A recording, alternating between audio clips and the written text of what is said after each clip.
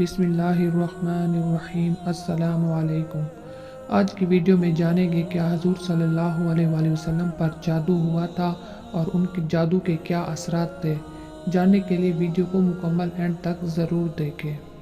حضرت عائشہ رضی اللہ تعالیٰ عنہ سے روایت ہے کہ بنو زریق کے یہودیوں میں سے لبید بن عاصم نامی ایک یہودی نے رسول اللہ صلی اللہ علیہ وآلہ وسلم پر جادو کر دیا، یہاں تک کہ رسول اللہ صلی اللہ علیہ وآلہ وسلم کو یہ خیال آتا کہ میں نے یہ کام کر لیا ہے، حالانکہ وہ کام نہیں کر رہے ہوتے تھے۔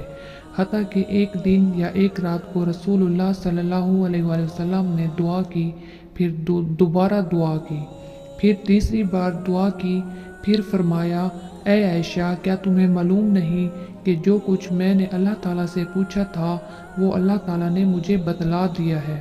میرے پاس دو آدمی آئے، ان میں سے ایک آدمی میرے سرہانے بیٹھ گیا، دوسرا میرے پیروں کی جانب بیٹھ گیا۔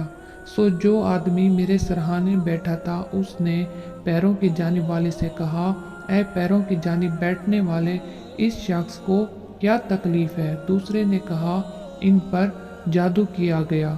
پہلے نے کہا، کس نے جادو کیا؟ دوسرے نے کہا، لبید بن عاصم نے۔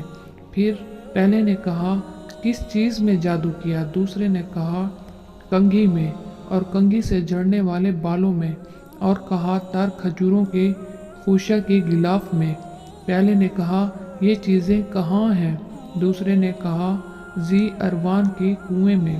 حضرت عائشہ رضی اللہ تعالیٰ عنہ فرماتی ہیں کہ رسول اللہ صلی اللہ علیہ وآلہ وسلم چند صحابہ کے ساتھ اس کنویں پر گئے۔